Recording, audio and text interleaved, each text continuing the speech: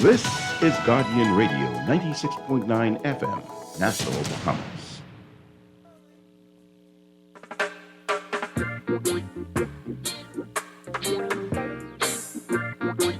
Ooh, yeah, yeah, yeah, yeah, yeah.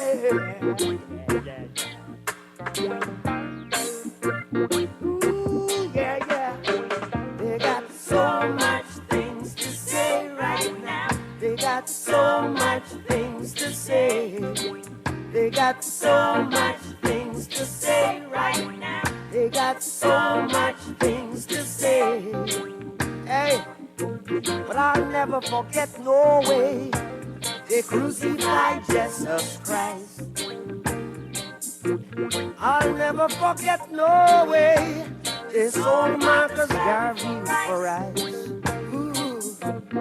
Good sunny Sunday afternoon here in New Providence, Bahamas.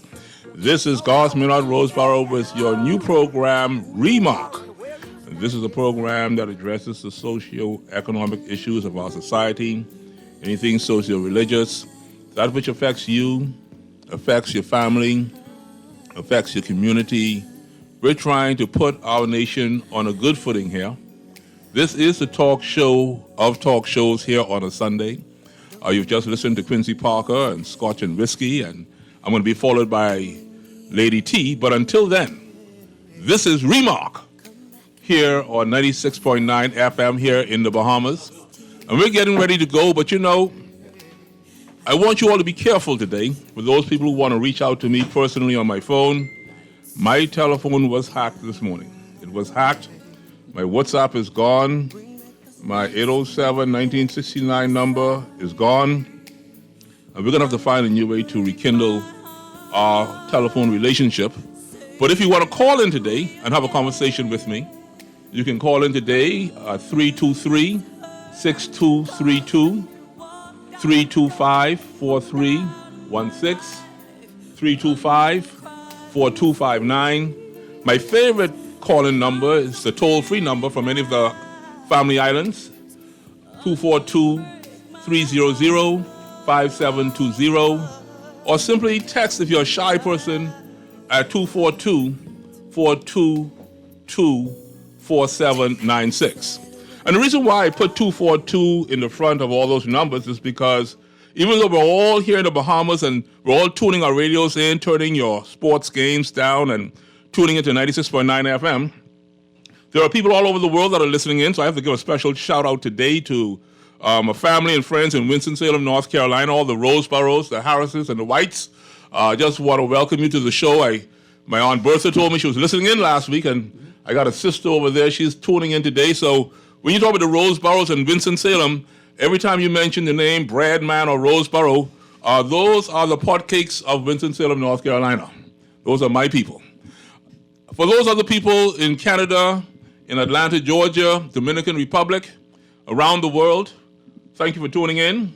Once again, this is Remark, and I have some very special, but I say special, I have some of the greatest men of our nation. Do you believe that? In one studio today.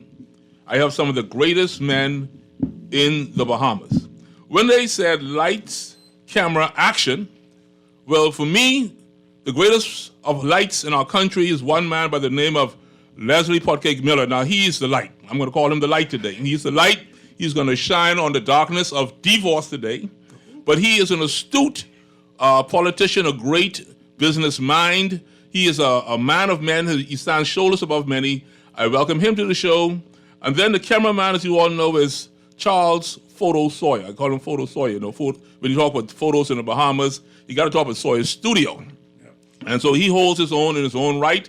Located right there on Carmichael Road. He's joined me once again because, you know, he's a family man. He likes to talk about family issues. He's not perfect. None of us are perfect. We all have our situations, but he is a man of God, and I had to bring him into here. He's also a justice of the peace, and so that's why he's here today. And then the last but not least is one that was insisted on being here, Mr. Renwick Action. See, talk about lights, camera, action. Action, roll.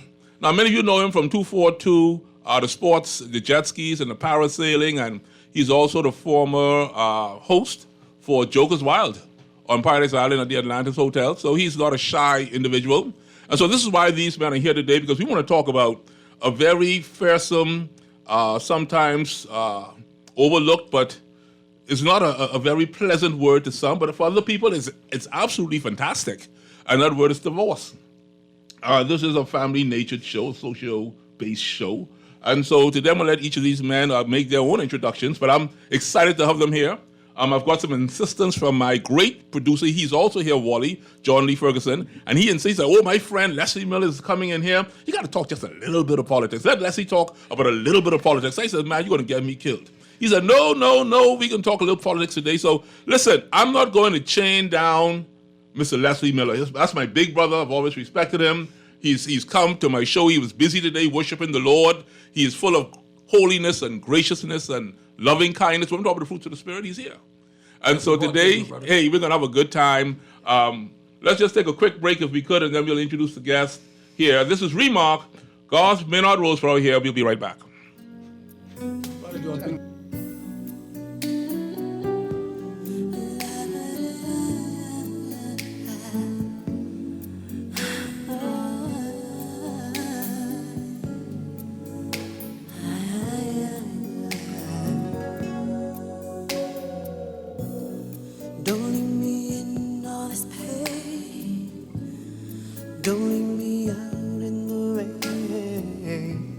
Okay, so we took a little break, a little fresh air. I told you divorce is a very uneasy subject because while we were off just temporarily, we had to pull up our belts and button up our shirts and get comfortable as we discuss this matter. I'm going to start with my good friend Action. Let's start. The last will be first and the first will be last. Action, well, tell us a little bit about yourself and what's your expertise in this divorce area, if you have any. Okay, my name is Remark, a.k.a. Action. Most people know me from the water sports industry. I've been married. I was married for 35 years. My wife and I, we went for dinner twice a week. She used to go on Monday, used to go on Tuesdays. So we had a distant relationship, Now that we are here to discuss divorce, which is a serious subject, I've been divorced now about three years, and also remarried. Also remarried? Yes, sir. And so you're smiling somewhat, or you're smiling all the way, or your wife is listening now, is that it? Yeah, I am smiling. She is listening. She's So you can't say nothing wrong? I try not to. Nothing to incriminate me. Okay, then. Charles Sawyer, what you got for us today? Well, good to be here. Hello to the Bahamas. Divorce is such a topic that when you're speaking spiritually, it's a no-no in certain quarters. But, when the Lord saw fit, he gave Moses the right to have a divorce done. We in the church kind of look at it from different views nowadays. Some look at it, you can be divorced and you come back and you be a pastor or whatever. Some churches, once you divorce, you can't even get remarried unless the person dies. But life happens. Sometimes you grow apart. And so why should you be tied down if you're growing apart and you can't even see eye to eye with each other? So that is one of the things that I look at. If you just can't see eye to eye, why be together and be miserable? So then, Mr. Leslie Miller, as we build this nation, and his expertise is politics, we admire him, we adore the work that he has done, especially in the Blue Hills constituency. He has met many a family, I am certain of this. How can we build a stronger nation, Mr. Leslie Miller, if we have broken homes in our country? One of the greatest problems we have in the Bahamas, good afternoon, Bahamians everywhere, is the fact that 60-70% of the Bahamians are born out of wedlock. How many percent? At least 60-70%. Born out of wedlock. And I would surprise you know how many children today, if I take you through some communities, couldn't tell you who their daddy is. One man I met, 52 years old, a friend of mine I grew up with from Chumacala Corner, started talking to me inside. He still don't know who his daddy is. It's a very serious problem. Divorce is a very, in my opinion, very private and situation that most people don't want to talk about. But it's a reality in life. But it's a serious situation. I think the situation with neglected fathers is more greater than the divorce, because most of them never married. When you talk about 6% of the population that has never had a wife or husband, that's something that I think we need to talk about on a national level This is where we're heading in this conversation. Well, that's where we've been for the last 100 years. It's very serious. It's very serious. It's a scary topic for many.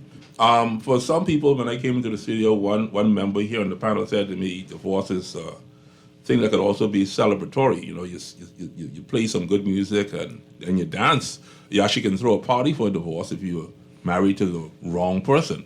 But I'm looking at divorce in this light because this is a men's conversation today. Next week, Sunday, we're going to have a legal mind, Ms. Little Smith Mackey. We're going to have Brittany in here along with Shelley V. And they're going to be in here to give us a female perspective. So we're not going to have a lopsided conversation. But we wanted the panelists to feel comfortable as men, not having a woman interrupt the conversation as to how we think. We want to be a bit focused here. And then we'll allow the women next week to have their say. And so you can call in on this conversation if you've been divorced, if you're about to be divorced, if you're thinking about divorcing, or if you're talking to the Almighty God and saying, I never want to get married because of the stories I've heard about divorce. You can call in today. I want to give you those numbers one last time before we really heat this conversation up. 323-6232, 325-4316, 325-4259, or 300-5720. You can text us at 422-4796. So one thing that bothers me about divorce, gentlemen, and we can talk about this, a man meets a woman, it can cost you, anywhere from $50 to $50,000 to get married in the Bahamas. I've actually heard of someone who has actually paid $50,000 for a one-day event to get married to this woman. 50,000 is $50,000. I mean, that's a joke. He can tell us another story in a minute. But then you look at it, and in a few months, it wasn't even a year, in a few months they were divorced. Now, for other people who go to a justice of peace, Mr. Sawyer, how much is the cost for a marriage with a justice of peace as you know it? Well, the justice of peace can't marry you. You got to be a marriage officer? Marriage officer. Okay. Which I am also. But the license costs you $100. $100 to get hitched. To get hitched. And it costs you anywhere from $10,000 to your life to get out. To get divorced. See, this is the conversation. It's kind of a little rugged to me, you know. This is the conversation I want to have today. I can stay on the fringe of this one. Mr. Minister, he can stay on the fringe. He want to talk about other people's marriage. He ain't getting too deep into this one. Yeah, well, I mean... But this is where we need to talk, because we're talking about families now, and it's families that make up the nation. So you got the PLP people where the wife is PLP, the husband is F&M, or the husband is F&M, the wife is PLP, the children split down the middle. So on election day, one wearing yellow shirt, one wearing red shirt, and everybody mad for the whole week. You got these situations. We got to talk about this, because is this nonsensical or is this just a sensible situation? Everyone has a right to democracy. But then you meet this woman, and I want you women to fuss me out if you want to, but you meet this woman. When you meet this woman, if you's PLP, she's PLP. If you's F&M, she's F&M. Let's make that straight. When you get married, you find out she ain't what you thought she was. Because the day she got married, then you find out some other things too. Before you got married, she used to wash the dishes. Before you get married, she used to cook the food. Before she get married, she used to wash the clothes. Before she get married, she used to call you sir. Huh? Am I in unfamiliar territory here, or am I talking sense? You're correct. Huh? Before you get married, you know, she's the most gracious individual. She wants to impress you. You could take your hand and run it through her hair. Huh? You could take her hand and rub the nails if you want to, and rub the toes. But after you got married, don't touch my hair. Don't touch my nails. Don't touch my feet. Don't touch. And then I got a report from somebody else that said that the husband's money is our money, but the woman's money is her money. And then you have the other situations where the children are more closer to the wife than the husband is. So from a male perspective, does a man now feel robbed the minute he says I do? Is this a common practice? Can we say that, or is this something uncommon that I'm speaking about? Well, I like to say, thank God I got married when I got married, because it's $100 now. You say, Mr. Sawyer, to get married? Sir. When I got married, it was $5. It was $5. $5, yeah. It was the best $5 you ever spent. Yeah, back then. Yeah. Yeah, because you wanted what you wanted. Right. So when a young man sees a woman, what does he really want? What do you say are some of the common reasons why young men would want to get married? I think it's a matter of fact of them wanting to get married. I think the first thing they look at a woman, they look at her from head to toe. You look from head to toe. Right. So tell us with the head to toe. What are we looking for in the Bahamas? Well, the man really want to just start a relationship, and men think like somebody said with two heads. With two heads. Yeah, I mean with one head, not two. They have two heads, but they think with one head. So I think that's where it all starts, and then it leads into marriage. But why get married? If you think with one head, how does the one head think about marriage? Well, see, you have to start a relationship with a woman first of all, and then it goes from there. Then you get to do other things, and you maybe start dating each other. You can't run around the corner on me. No, you can't. You say you want to start Yeah. a relationship. I Right. need to know why you want to start a relationship and then why you consider it marriage. Well, I mean, first of all, you may be somebody that is lonely. Or you're lonely. So Yeah. you was lonely when you paid the $5. No, I just grew up in the church, Uh-huh. and the saying back then was better to marry than to burn. So you listen to the church. Yeah, but And you still end up burning. there you go. So And how many years you were married for? I was married for 35 according to me, but my wife told me it was 33. See, in a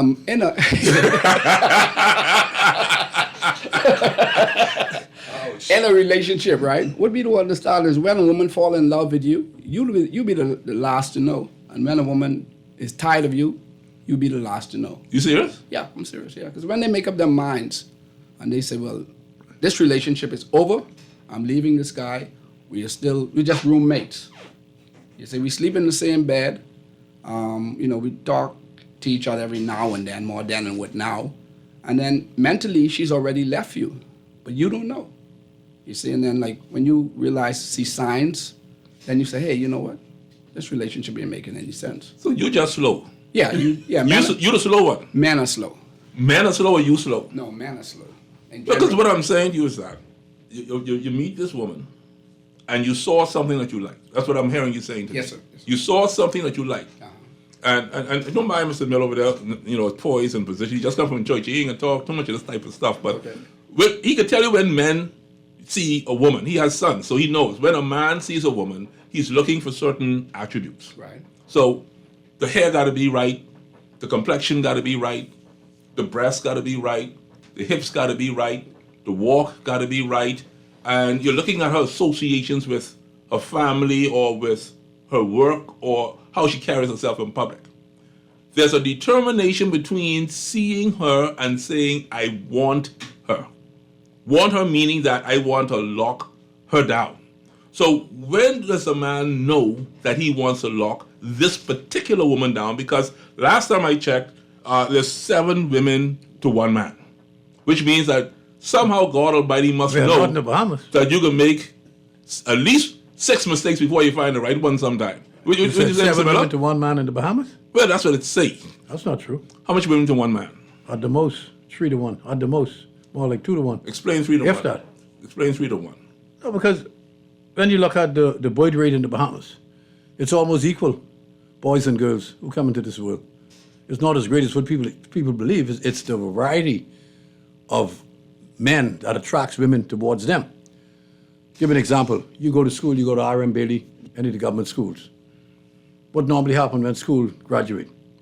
If you have 60 young ladies, you may have 40 young men. Many of those young ladies would wish to go on to UB or higher earning to set a future for themselves. Half of the young fellas, maybe more, are to go into other areas in life. First, they want a fast car. They want to go there, depend on who they jack with, if they're in the gang or anything else. Then they end up in trouble. But I think the operative word that you all haven't used is love. Love. Yeah, you have to love someone to think about marrying them. Eh? I mean, that's the first thing is You love. think so? You got to love someone. Yeah, you be with someone, but you got to fall in love with them. You think so? And they become a part of you, an integral part of you. Love has something to do with this. Love has everything to do with it. You think people actually fall in love before they get married? At first sight. Yes. I've seen cases where people fall in love and try to get divorced in 2 months to get half of everything Because else. they were never in love, they were in like. So you don't have to be in love to get married. They were in like. Not in Was this in day- love. Not in this day and time. Huh? Not in this day and And time. so you're looking into I'm the like glad I men. don't live in this day and time. So the men With that crew. who die in motorcycles, the men who turn to alternative lifestyles, Mm-hmm. the men who are incarcerated, the men who don't want women, who are Yes. sitting under the tree Yes. and just smoking all day long. Yes. How many women are left without having a man in this country? But that's what if you look at it from that's why I said the perspective is what is desire of a young woman who is trying to get some man life, who realizes that she wants to build a family. And remember, most of these people you're talking about are people with one parent in the home. Like I said, 60% of the children in this country are born without marriage, without a parent, two parents in the household. That's a very serious problem that we have in this country, that we got to face up. That's why we got all the crime and the young kids. You got to go and talk to these children and see what I'm talking about. When you meet a young lady, she's 35 years old. You go to her house and she has 3 children for 3 different men. And the fellas on the same blocks. And you ask the little girl, what's your daddy name? I don't know, Mr. Miller. You ask the little boy, what's your daddy name? You give your name. You ask the other one, they may give your name. And then the mother say, well, John is her daddy. So obviously the pot cake could go and approach John and say, my brother, what's the score, man? Why you don't want your little son? And you talk to them. Sometimes they get angry. Sometimes they be very graceful with it. Say, I wasn't the only fella there, so I ain't taking no responsibility. I said, why don't you take the DNA, the test? Hey, it's not going to do it.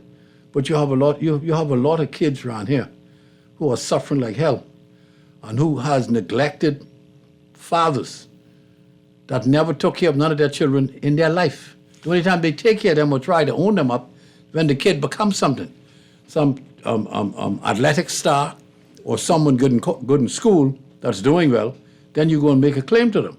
But we have a very serious problem that all of us, as men and women in this country, need to take a serious look at with getting these men to live up to being a man. So what I'm hearing you saying is that you have these men who have never been married and who are neglecting their children. Now, Yes, children. Now listen to this. Here are these young men, Yes. who are looking at married men, and I know I've hung some places where married men like bars and on the streets playing dominoes, and you Yes. listen to their stories as a young man, Yes. and the horror stories that they tell you about their marriage. Why would these young men want to ever consider getting married? There's a fair factor that exists in this country. I don't think you hear a whole lot of that with men describing to their friends intimate relationship with their spouse or someone that they care for, or their girlfriend or their better half, using that sort of subject matter with other people around. I think it's a very private situation. If you have a problem with someone who you're with, why would you go and want to tell that to your boys and have fellas around? I don't think that's true at all. Well, the fellas talk to other fellas, and the women want you to go to see a counselor or go see their pastor. Yes. They still want to include someone else. You're crying out for help. Well, if you got a very special good friend that you can trust and who can trust you, fine. But I don't think that's a norm that you go on the blocks and that's what fellas are talking about. At least not from my experience over the last 50 years of my life, or maybe longer. I haven't experienced that. You haven't experienced And, that. and I'm always around them fellas on the blocks. Every weekend I'm around them. Charlie, what would you before we go to break? Well, the thing about it is it's a mix. And when you get back, you got to go into the mix because we have both sides. We even have those who grew up with both parents in the home, who go on contrary, as well as those ones who were born with just one parent Exactly. around. So And still do wrong. Yeah. You see, so it's a toss up, and so you got to dig into what the core of the matter is. Exactly. We don't really get to the core of our problems.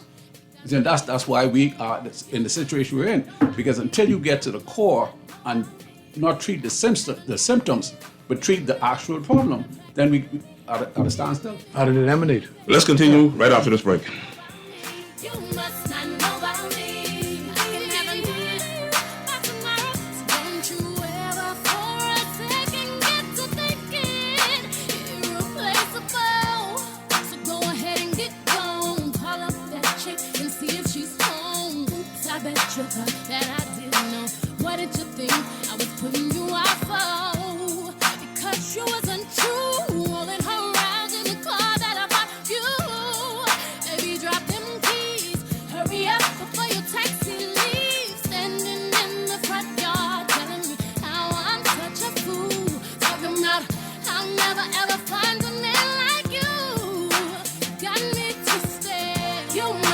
not know about me.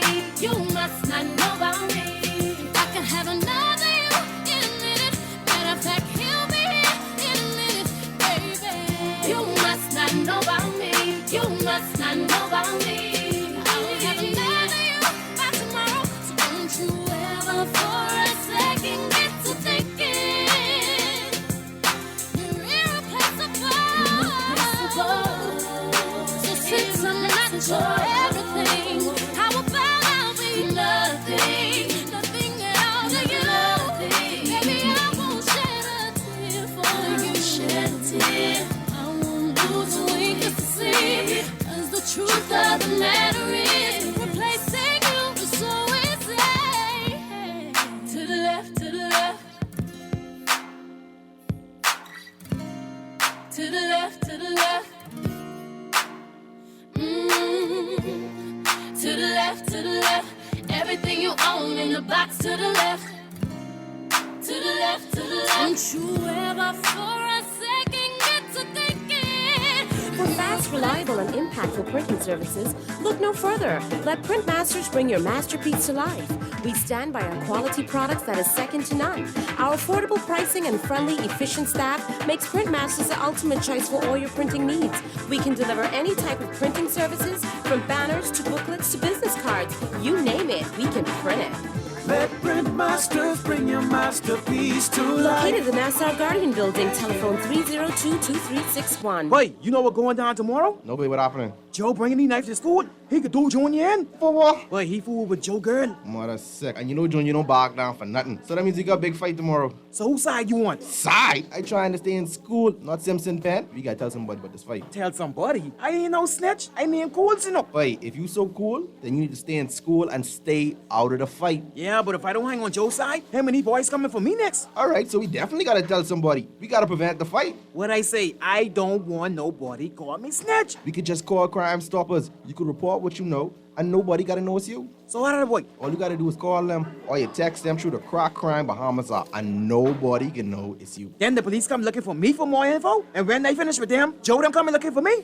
When you call Crime Stoppers, the calls go directly to Miami, and they don't ask nothing about you. Then you can get the pen from them, and they can claim a reward later using that same pen. Plus, everything's scrambled, so nobody can read what you're saying. Call 328-8477 from Nassau or 242-300-8477 from the Family Islands. This is Guardian Radio 96.9 FM. Fresh news, smart talk, all day.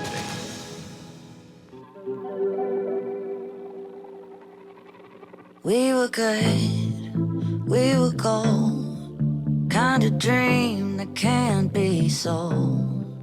We were right till we weren't, built a home and watched it burn. I didn't want to leave you, I didn't want to lie. Started to cry, but then remembered I can buy myself flowers, write my name in the sand. Boy, I tell you, 96.9 FM Bahamas, this is where it's at. I got Wally behind the board, and we are over here having a great time having a conversation about divorce, ugly or beautiful. And if you have had an experience with this D word, we call it the D word. Some people think it's a demon, some think it's a delight. But the D word, I'm going to give you the numbers one more time. I need to hear from you. 323-6232, 325-4316, 325-4259, or 242-300-5720, or send me a text, 422-4796. This conversation has to be a very uneasy conversation. I've spent a lot of time with my big brother, Mr. Leslie Miller, on another program on national television. I've never seen him this subdued. Maybe I need to join him in church next week, Sunday, and get some of that whatever that is that you have in that church to keep you calm. But it's always great to see him, and I also have a Remark action role. He's also here in the studio with me, and none other than Charles Sawyer. He's also sitting to my right. Here's what the observation really is. When you are dating this woman, you're bringing her flowers. You're taking her to the movies. You're taking her out for dinner. And one of the more exciting things is when you're not married, you want to sneak away and rent a little hotel room and do your little do behind closed doors. And you're even as brazen enough to go sit in church the following morning like you just saw Jesus and praise the Lord. This is culture. This is where we're at. And then everyone says, you know what, y'all two look so good together. We like y'all two together. I think y'all can make some pretty children. And all the good, positive talk. Next thing you know, back in the day, Mr. Miller, I think you had to write a letter, eh? You write a letter to the daddy or whatever. Before my time. That's before you're that old, eh? Before my time. But you ask permission to marry this young lady, this daughter, and you're planning this wedding. And then you get married, and then you find out some things. You find out, number one, that all this money this fella been spending, he ain't really got it. He was borrowing money from his daddy or borrowing money from his friend. You find out the car he was driving may not even been his own. It may have been his daddy or his mommy, or now y'all ain't got no car. You got to find a car. You find out now you got to pay rent. That's $650, $700, $800, $900 a month. And like we said, the woman money is her money. His money is supposed to take care because a man is supposed to provide, he's supposed to protect, and he's supposed to procreate. Those are the three things that a man is supposed to do. What the woman is supposed to do? Well, she is supposed to nurture. She's the one that enhances. She's the one that empowers. She's the one that gives strength to the relationship. So when you have this particular type balance, when one person stops protecting, like I met one young man, when the frog in the house, he out the door first. He tell the woman, you better move that frog. You know, so he ain't protecting nothing. You know, when you find out that your procreator really ain't into you, he procreating other places. You know, you start to eat little peas and rice and macaroni and coleslaw, your belly start to get a little big. And so he ain't into you no more because he likes slim woman, so he go out there and he play the field. This is what happens in our country. And so in terms of the provision, there are not many people that I know of where all the money actually reaches home to the wife or vice versa. Money escapes left and right. And so these are issues in a relationship. As for the woman, the nurturing, caring, pampering, when you can lay in her lap and she boils your bumps. Remember the boils your bump thing? You used to like them boils your bump and comb your hair and give you a little massage and stuff. That stopped because she tired. And so now you begin to distance away from each other. And now what do we do next? Do you go to counseling? Mr. Sawyer, have you ever had a situation where people just had to go to counseling to try to correct some of these things? And does counseling really work? It depends, you know, because both parties have to want the counseling to work, in order for it to work. I know situations where it was said, okay, let's go to counseling. So we choose which counselor we go to. And then one party says, it's not going to be good because this person going to take up for you because they know you, right? And then he says, okay, choose someone else. Or this person knows you too, so he can take up for you. So, okay, let's go. Let's be neutral. Find someone who nobody knows, go there for counseling. And depend on what the counselor says. One party is always going to say, oh, he's talking on your side, but he's right. You shouldn't be doing this or that. So it takes several situations now for you to come to agree that we have to get to make this move to make this work. Because the counselor could say this, and the counselor could say that. If we don't agree with what the counselor says, we still are in a impasse. So here's one of the biggest things you could counsel about in a relationship, right? I just can say it bluntly. When a young man sees a woman to be a wife, he is looking for sex at least 2 to 3 times a week in its initial stages. When you get older, it may only be one time you're looking for. But at least 2 to 3 times a week, because he will hold, we said about he will hold his woman. He wants to notice his woman, this his things. Like they said back in the day, you buy your cow, you want your milk. So when a woman stops giving out what they call, in quote, the milk, and the man becomes frustrated, what could counseling do about that? Counseling could do nothing other than encourage you to go back to where you started, okay? Because like was said earlier, we can't tend to grow apart because we stop doing the things that brought us together in the first place.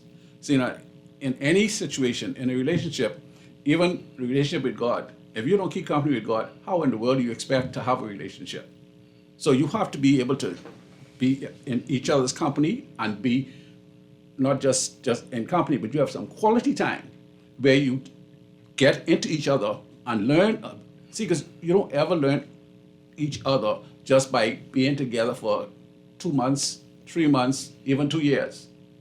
You could go for 10 and 15 years and don't know some things about the other person. So you have to now consistently be with each other and talk to each other and find out all the ins and outs about each other, because there are some things that just stay covered for a long time. So people hold secrets before they get married. People hold secrets for sometimes 20, 30 years. To get to the grave. And at the end of the 30 years, you just decide that, you know what, this ain't gonna work. After all that investment, all that time. Because now the secret comes out, and now you're not prepared to deal with the secret. So now I got to get the hell out of here, because this secret is not. See, now if I known this beforehand, I might have learned how to deal with it. But at this point, I can't deal with that. So Let me take this quick telephone call. Go ahead, caller. Telephone caller? Hello, caller, you there? Yes, good afternoon, God, and good afternoon to your guests. Good afternoon. Interesting topic today, God, divorce. But what I was going to say is that it'd be good to God if you could have a show on adultery. You know, seeing that it's one of the things that leads to divorce. You know, the kind of way you should talk about the things that leads to divorce. And I think adultery is like one of the only grounds that you could have for divorce, right?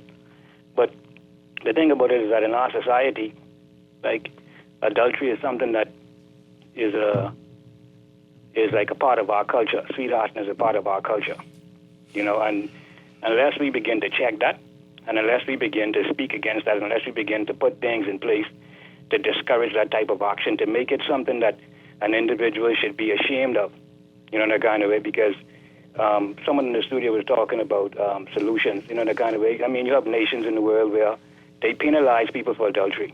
And if adultery is something that leads to divorce, then it should not be a practice that you should be freely to do in society. You know what I mean? It should be something that should have some type of consequence, because it threatens the institution of marriage, right?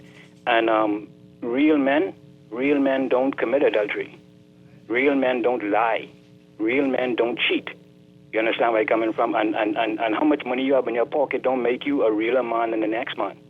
You understand where I'm coming from? Because we like I said before, we need to start to try and shape and form a different type of understanding in the youths. If we don't do that, we're going to be doomed. All right? But like I say, we should, like I say before, look at the things that leads to adultery. You know, that kind of way. Let us try to create a society where we look at relationship differently, where we look at intercourse and sexual relationship differently, but where we begin to see those things on a higher level, on a more sacred level, as opposed to something just to pass the time. You know, that kind of way. But like I said, it's a good show, God, and one of these days you should do a show on adultery. And if we are serious about these type things, then as a nation, let us put in place laws that discourage people from doing these type things. If not, we need to talk about it forever. Okay. Well, I appreciate your call, my friend. You know, I spoke to someone, Renbeck, and I see you there. I spoke to a pastor yesterday afternoon, not going to call his name.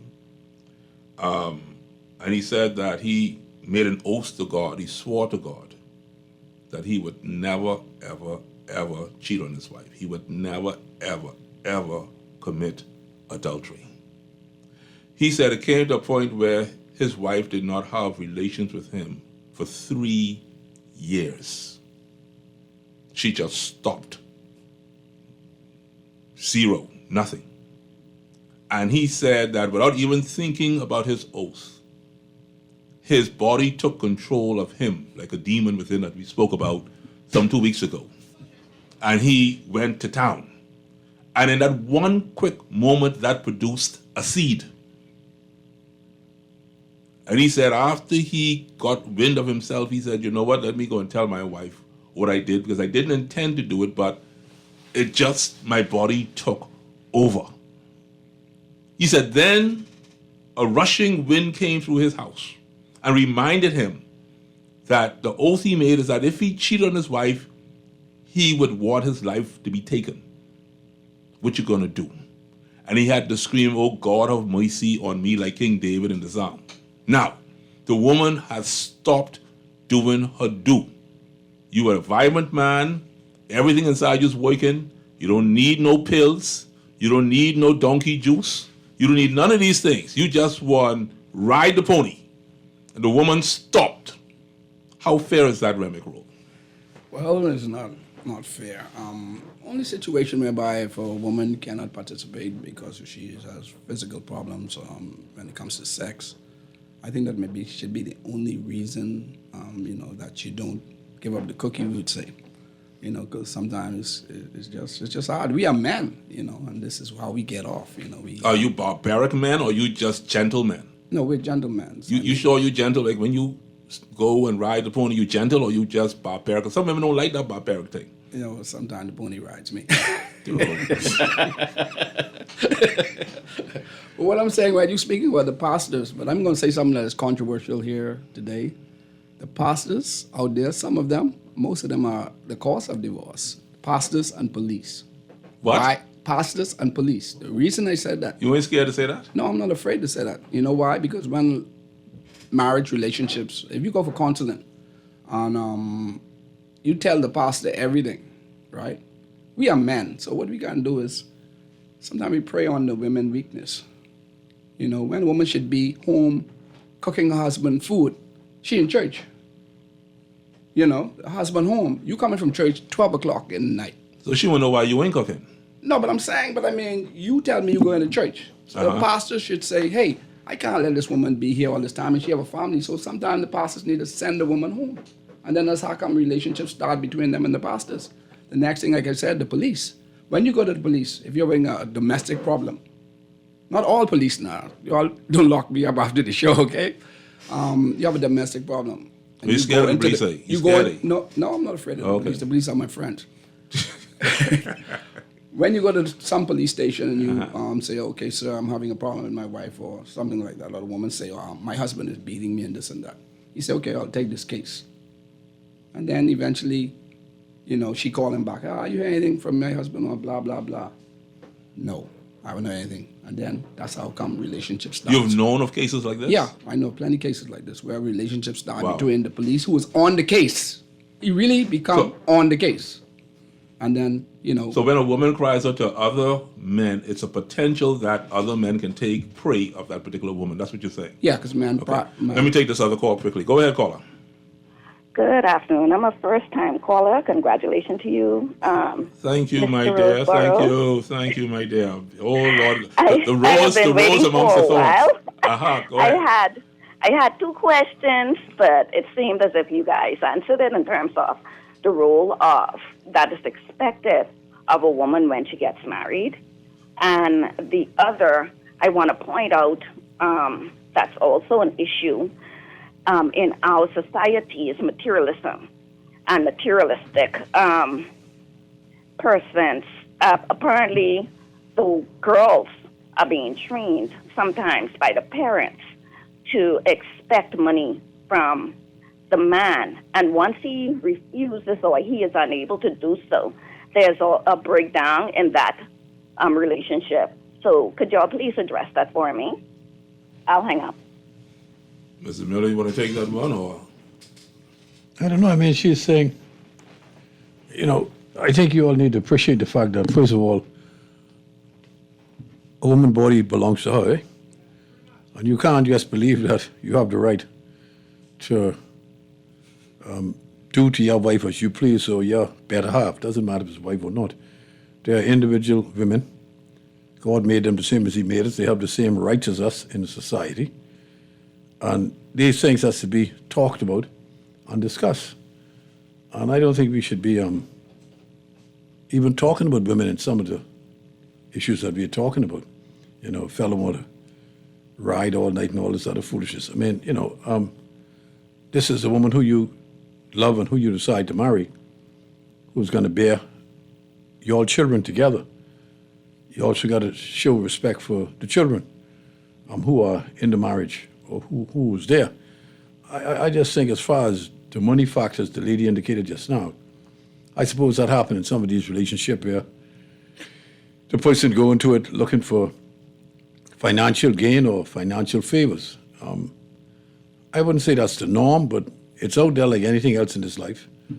You do whatever it takes to get whatever it is you wish to attain in his life, I guess. That's part of it. I don't think it's the norm with most relationships. Most relationships, I believe, are wholesome relationships where two people fall in love with each other, they respect each other, they would wish to build a future with each other, have children that can make a contribution not only to themselves, but by extension to their country. I just think the whole focus needs to shift on the family structure, because a country cannot survive without good and effective family structures, and it cannot survive with children feeling neglected from youth and going through life almost by themselves with not both parents to turn to, especially the father figure that is so important in the household, to be around, even if you're not married, but your son or daughter know who you are, what you are, you spend quality time with them, and you bring them, because the kids in marriage are no different from the kids outside of marriage. It's what you train them to be and how they would wish to make a life of their own. I just think we need to focus on first of all, the woman and the man being equal, totally equal in every sense of the word. You have no, you shouldn't even have the gumption to believe that you have the right because you're married. When I go home, this is what I can do to my wife. That she has to be responsible too. It's her body. And it depends on how she feels, what kind of day she had at work, whether she want to have what you want her to do anytime you want it. I just think we need to show more respect for the females because they are equal. I'm listening to you, Mr. Miller. You want to respond to that? Yeah. What I was saying is, I don't know when last Mr. Miller being in the dating streets, but I understand those streets are dangerous out there, man. When it comes to, like the caller calling just now talking about, women today, the young people say they tanksy. They like tanks. Well, let's continue on that right after this break. Tanksy bad out there. We're gonna hit that. See, Mr. Miller laughing. Yeah. We can talk about this right after the break. He's been on the dating scene for a while, so he wouldn't know.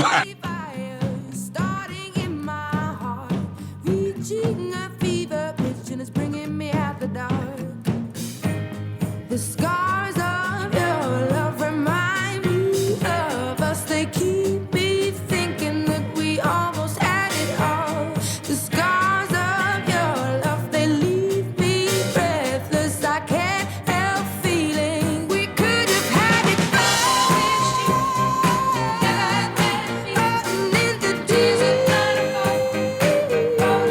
you have my heart inside.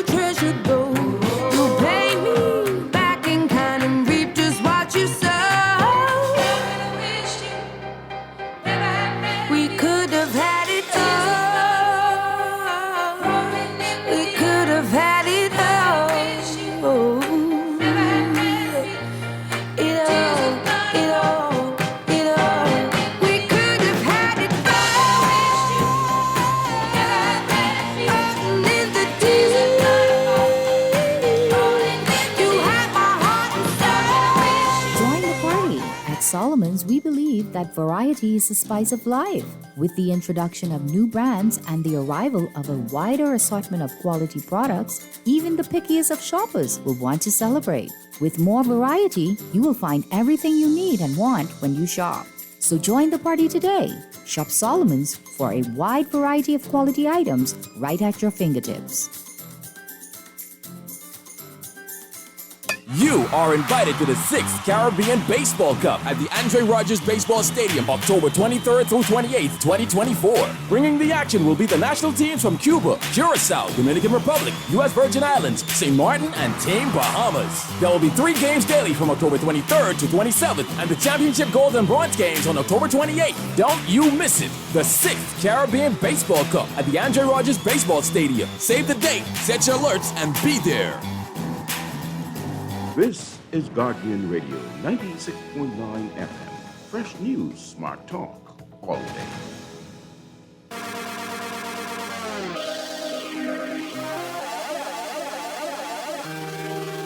If you want it, take it. I should have said it before. Try to hide it, fake it. I can't pretend anymore.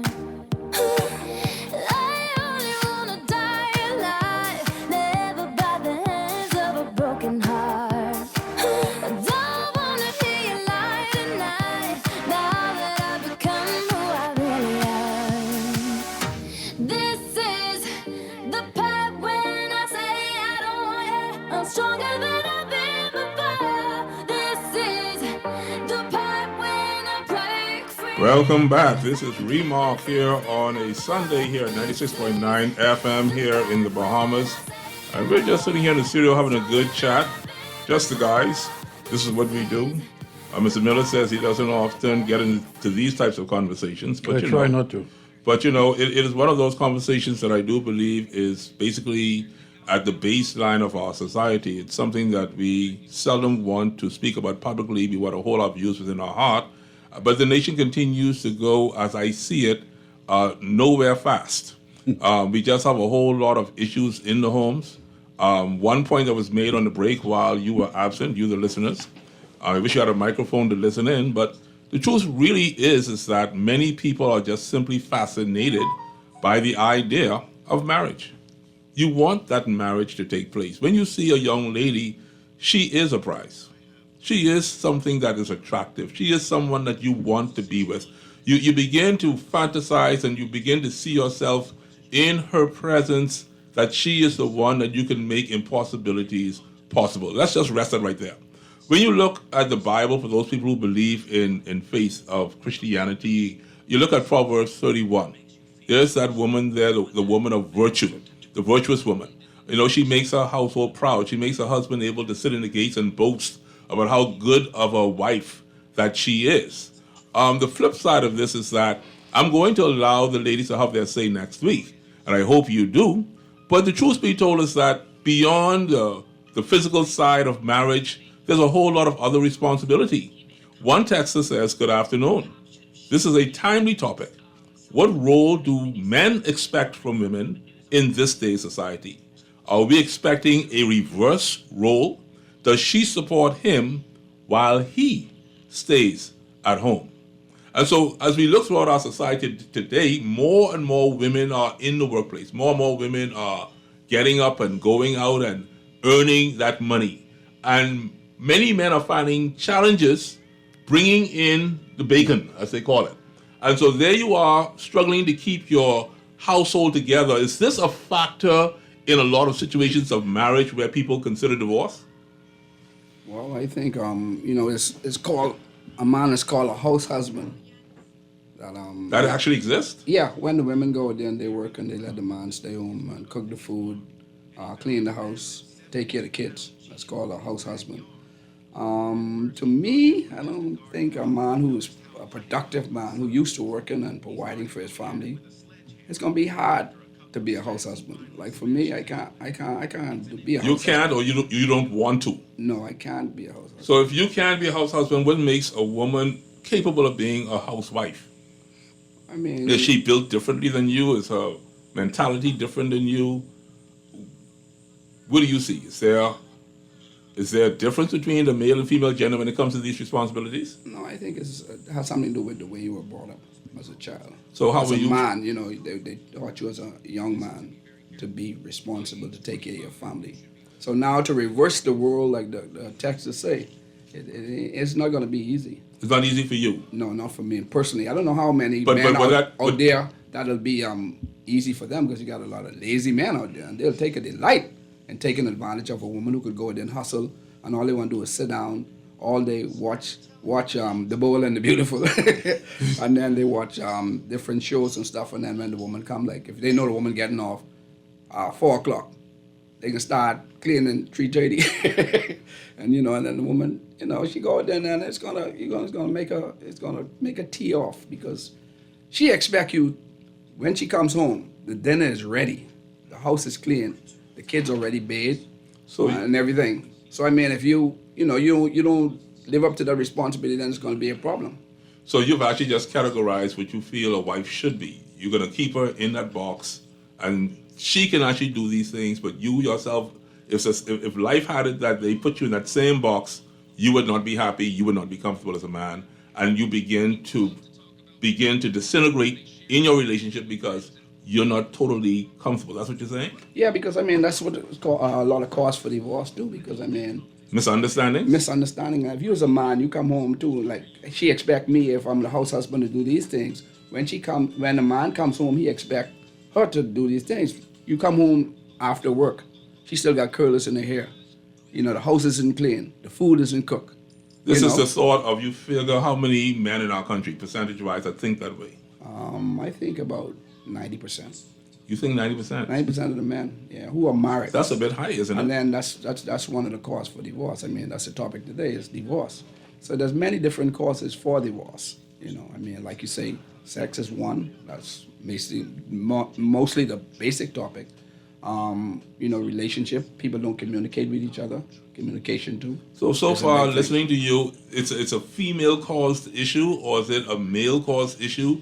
Or is it just simply the secrets and the incompatibility you're talking about? No, it's both of us. We have to be responsible. Men have to be responsible for the relationship as well as women. It's a 50-50.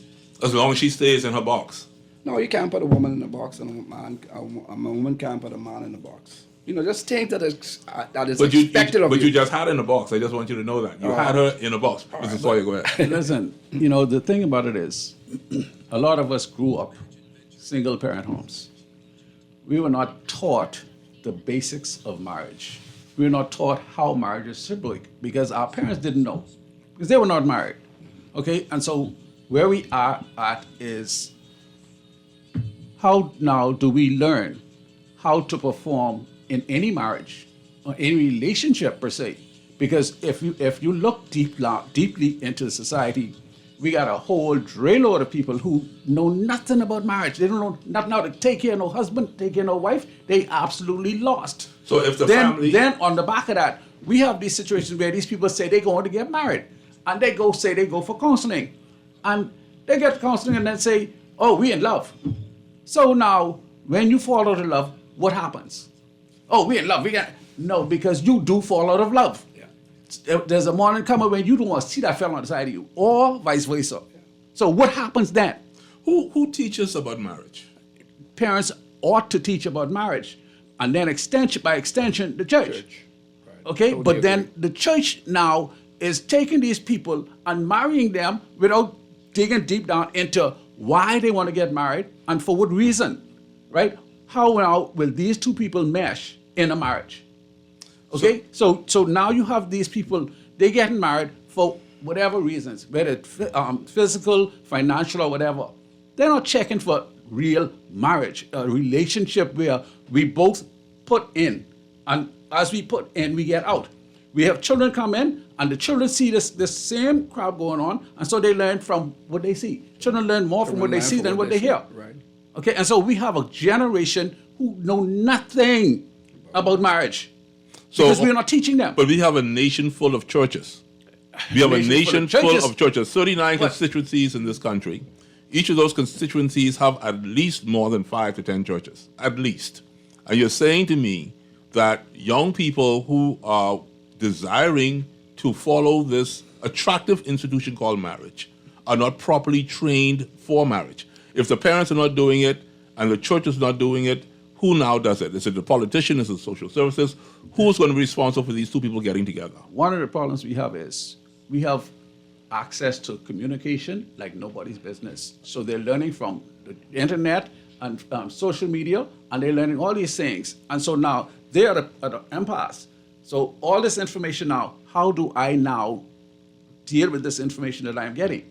So they figure out, okay, I can try this, which may be way off course, but they can try it because that's what they learned.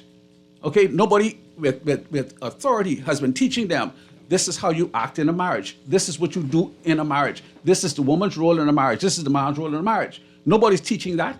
And so we have to go now to basics. Sounds like a lot of work. It is a lot of work because we have allowed it to go this far. And since it is this far, we have to go now to the root. And to get to the root, we got to pass all these different things that have caused it to get out of hand. So what I'm hearing is I'm hearing that marriage in and of itself has many components. And these components would take intensive training and learning as to how you actually relate to your partner. Yes. And Communication. If that is not done, if that is not the homework of the day for a couple who's desiring to get married, we can look forward more than likely to a divorce. More than likely, because either a divorce or they in the situation, one going this way, one going that way, one sleeping this way, one sleeping that way, and it's never that come together. They simply stay in the house because of the children, which does not make too much sense because the children are saying that didn't make no sense because I could see ain't nothing happening. Right. So when I think about marriage, right, this is what I think about. I think that there are certain covenant building situations in a marriage. One of those covenants would be that of the dinner table. I would not put that full responsibility on a female, on a wife. So you're talking about your dinner table. We don't even have the dinner table anymore. Should the husband? That's a thing of the past. So the husband should know how to help set the table. He should Yes. know how to get the pots, the pans. Use the skillet for frying. You use the pot for boiling food. He should know about joy and gain and those other things you use for dishwashing liquid. A marriage should be a partnership. Totally Okay, agree. so we both partners, so we know. Matter of fact, if one starts a conversation, the other one should be able to finish it. That's what you call partnership. Okay, now when you have this situation where this one talking something, this one is oblivious to what they're saying, what kind of partnership are you talking? So where's the friendship in all of this? That is exactly what I was getting at. If you're not friends, you're not going to get to that. There's some things that I will do to my brother that I will not do to my friends. Isn't that amazing? Because friendship is that is a very crucial part of life. Yes. Friendship. But it's amazing to me when people have this divorce thing, right? When they break up, that person that they said that they loved before God and man, that they're the worst enemies in the world. I mean, they want to tear each other apart. But what's going on with that? But you have another part of that because you have some people who they've been married and couldn't see eye to eye from hell. But when they divorce, they're the best of friends. You know how serious this is, Mr. Miller? This is so serious that people are so angry at each other who were supposed to be the best of friends that they're willing to spend $3, $4, $5, $6, $8, $10,000. That's how bad it is. I think you are still forgetting the basis premise of a relationship between a man and a woman. I'm listening. And that premise is love, eh? You meet someone, you're attracted to them, you go on dates and what have you. You fall in love, you have the same ideals, things that you would wish to accomplish in life. You want to have a good life. You saw what happened to some of your family members and what have you and your friends. You want to make a difference. You have to first have love. Love that is going to be there through thick and thin. Forget the marriage. You love someone, you're there for them, they're there for you. Through the good times and the bad times. Someone you can depend on. Someone who's going to understand you're not a perfect person, that you could be a real pain sometime. But they know that when push comes to shove, you're going to be there for them. And likewise, you would wish them to feel the same way about you. But that's how you build a relationship, build on the strength and respect, mutual respect that you have for each other. If I'm doing bad, and you with me, when I'm doing good, I like that. I can make Respect. sure that whatever benefit I get, you're going to get. That's what life is about. Giving and loving. I think we can't misuse the word love. Or like ladies say, for a couple of dollars a year. That is not love. You know, love is when you really love someone, that they become a part of you, they become a part of your life. When you wake up in the morning, you think of them. It's like loving your children. Okay? My children know I love them. I call them every morning. My grandchildren, I would call and speak to them. They know that Daddy's prepared to die for any one of them. Die. And when you're in love with someone and they're in love with you, nothing should separate you all because of the love that you have for each other, because of the admiration you have for each other, because of what you conceive this person mean in your life. I think we need to get back to the basics. The basic tenet of life is love.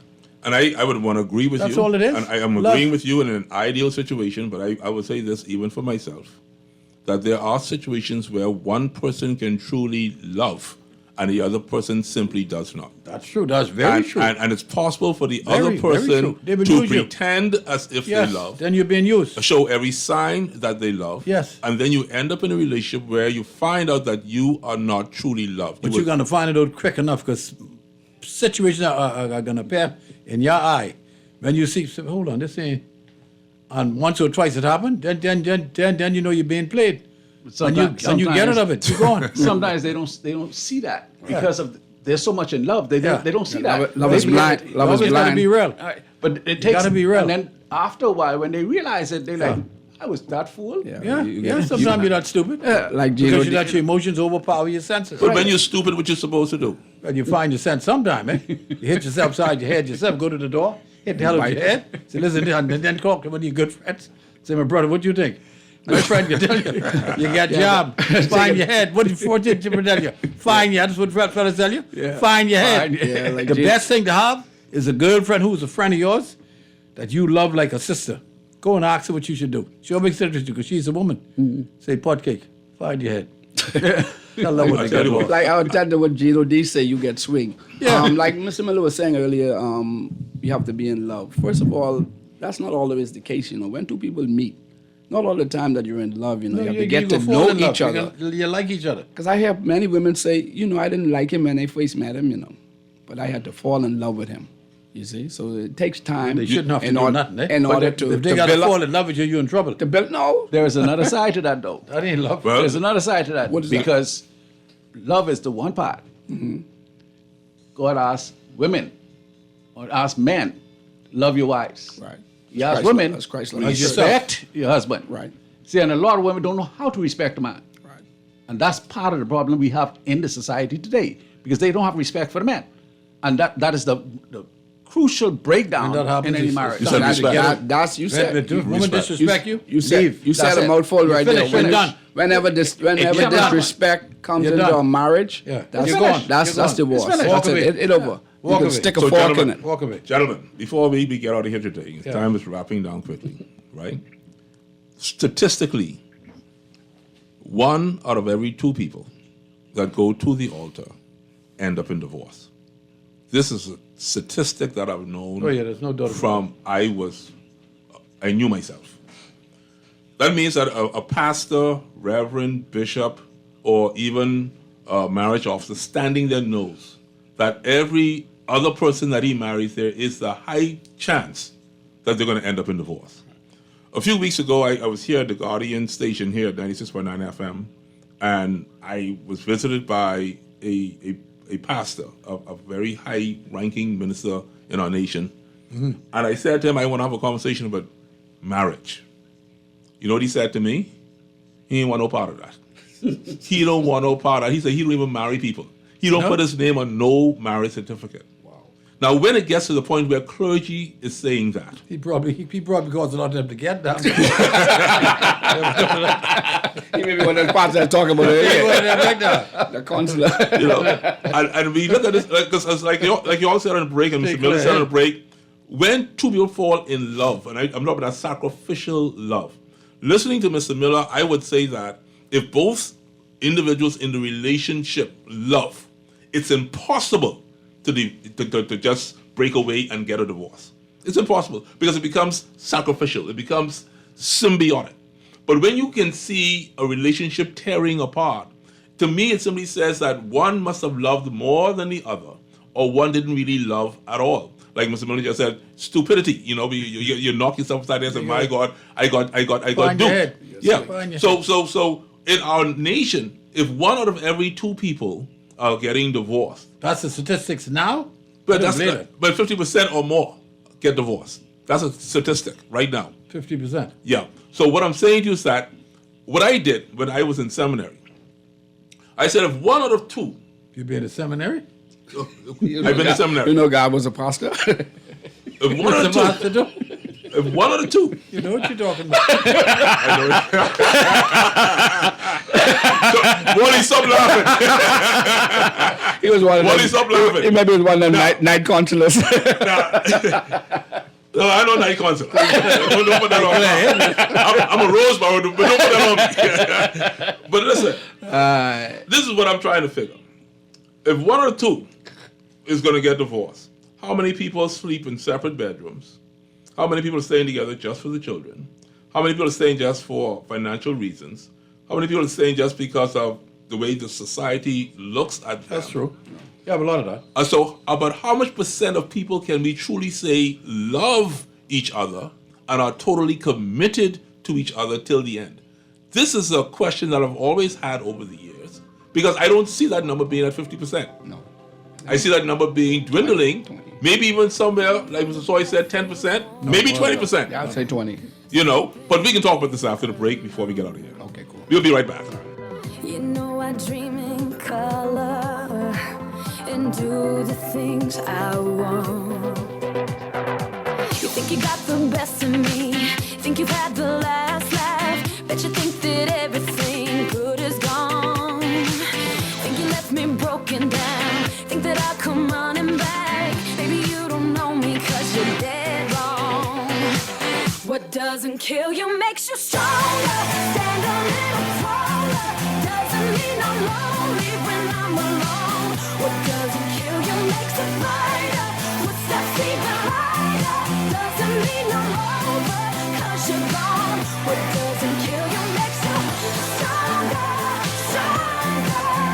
Just me, myself, and I. What doesn't kill you makes you stronger. Stand a little taller. Doesn't mean I'm lonely when I'm alone. Loss of family members is very isolating, and people who have experienced loss appreciate when others have shared their grief. If you can't be there in person, go to the Nassau Guardian's website online at thenassauguardian.com and visit our obituary link. The Nassau Guardian's interactive obituary link allows you to read the funeral announcement, express condolences, or place photos on the online guest book for 1 full year. Losing a loved one is painful, but that pain isn't the worst thing to happen. Friends, loved ones, colleagues, and neighbors who ignore the loss compound the pain. Should the bereaved family wish to place the obituary and photos on our obituary site, just contact the Guardian's funeral industry partners or the Nassau Guardian. Remember, there isn't one magic right thing to say to someone experiencing loss that will make the loss less painful or easier to bear. The Nassau Guardian's obituary link, available online at thenassauguardian.com.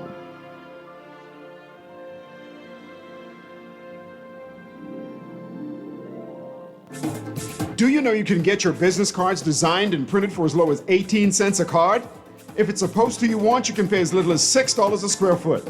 If your print needs are short or long run, digital printing, wide format, or print consultation, call the best. Call Print Masters. Print Masters' goal is to provide its clients with the highest level of personal, professional service at an affordable price. Our state-of-the-art technology also makes working together efficient and easy. Laminations, business cards, flyers, posters, window and floor decals are just a few of the digitized print services offered at Print Masters. Let Print Masters bring your masterpiece to life. Located in the Nassau Guardian Building, telephone 302-2361. This is Guardian Radio, your station for up-to-the-minute news, intelligent, interactive, and engaging conversation. 96.9 FM.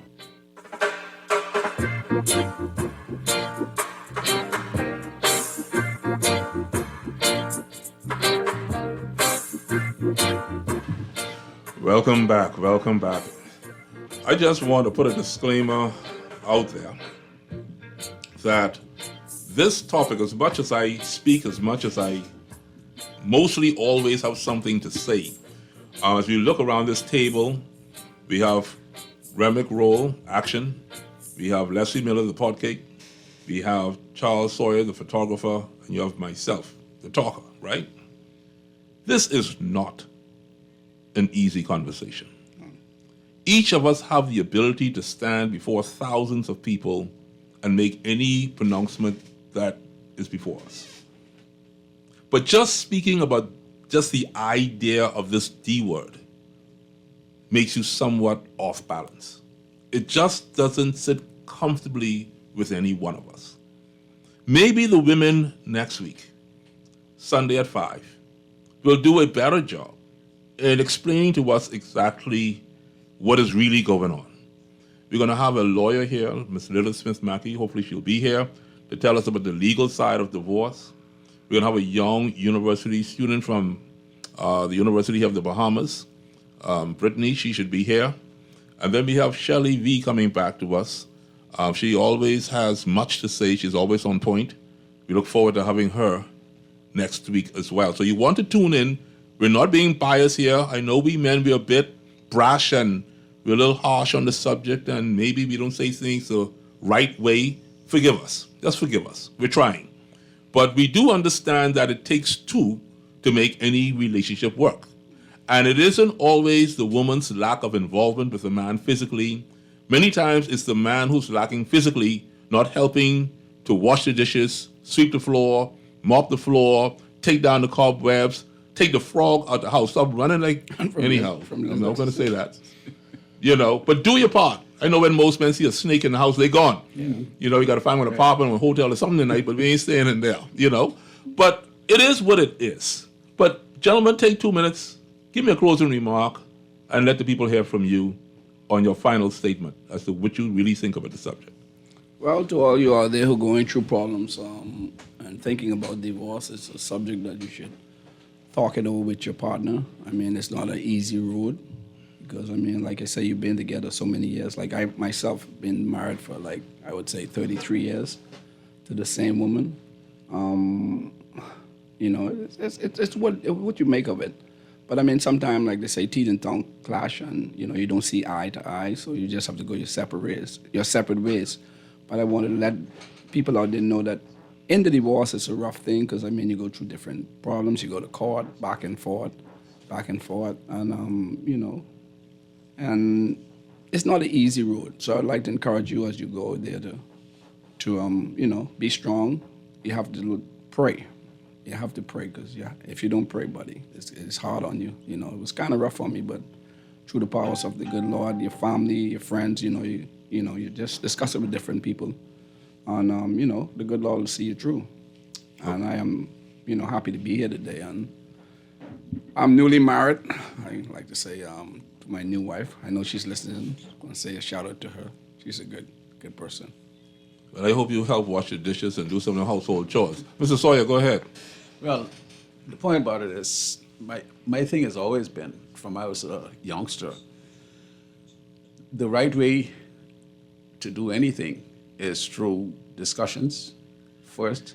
Then you got to start from the basics. My father always said, 1 + 1 makes 2, and you have to start from there in whatever you do. Relationships that I've learned, well, I didn't grow up in a home with both parents or anything, but I learned I'd read a lot, and I watched certain people in the neighborhood. So I've learned some things. I believe I made a good husband because I was domesticated, as we call it. I wash, cook, iron, clean house, whatever. And so the thing about it is, it's a partnership. So we both share in all the duties that are there. When it comes to children, take care of the children, and you have your time when you. Matter of fact, I did a lot of diaper changing and all that stuff with my kids. I have 7 of those, and I was there for them. So it wasn't that I didn't know. I did what I was supposed to do, that I felt I was supposed to do. And so I would continue to do what I got to do because they're mine. You understand? Whatever the case may be, they're my kids. They came from me. And so they are my responsibility. Thank you so much. Mr. Miller, you want to give us a message of love before we leave? It was I 2 just minutes. think all of us as human beings should see a woman as an equal. Show love and you get love. Show respect and you get respect. And you hope for the best in any relationship, you know. I think most of women are wonderful human beings. I'll tell you one thing, I've never been into election without them because they're very loyal. If you open up your headquarters and 10 men come to your headquarters to help you with election, on election if you find 3, you're lucky. But the women, if 10 come on election day, 9 of them can be there with you. Yes, sir. So I always love behaving women. Never can let them down. You can always depend on the port cake to help you out. He coming here, boy. He really been defending, and that's all good. We got a text before we leave out of here. It says, evening. Those dating and looking for lasting relationships don't have much examples to follow.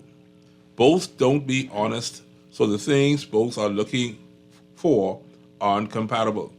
Start with a lie, needs lies to continue, and they can't find that good foundation, so the deep waters take them away. You have to be honest and fair. Yeah, honesty is the best policy. Here is where we are, folks, before we get out of here. The Bahamas needs you. The Bahamas needs your spouse. The Bahamas needs good families, good family structuring. This is what builds a community. This is what builds a nation. When we cannot see eye to eye in one house, how do you expect the politician to see eye to eye with the people? How do you expect the pastors to see eye to eye with the people? How do you expect the teachers to see eye to eye with the people?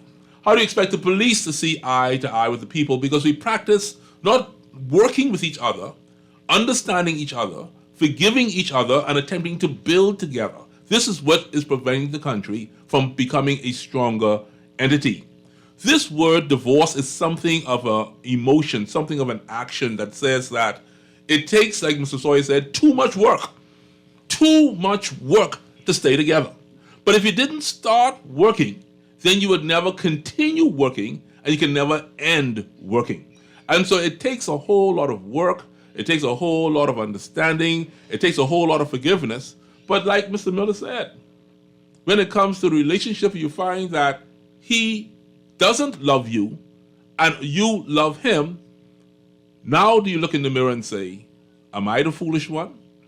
And what happens when you love her with everything that you have? You've given her everything that you could possibly think about, the car, the house, the children, everything that she's asked for, the hair, the nails, the trips to foreign lands, and she comes back and says to you, listen, buddy, I'm done with you.